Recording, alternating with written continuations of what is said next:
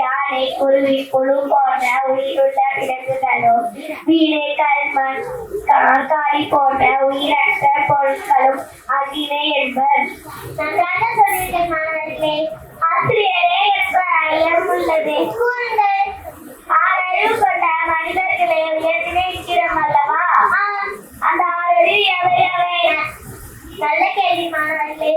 ஐயத்தை நான் தீர்த்திருக்கிறேன். புல் பூண்டு மரம் செடி போன்ற தாவர வகைகள் உச்சரிதல் அதாவது தொடு உணர்வு என்ற ஓரறிவை பெற்றுள்ளன.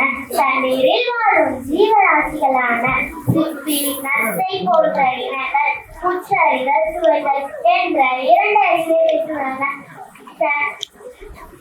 தலையில் ஊர்ந்து செல்லும் கரையான் எறும்பு போன்ற இனங்கள் உச்சரிதல் சுவைத்தல் உணர்தல் என்ற மூன்றறிவை பெற்றுள்ளன.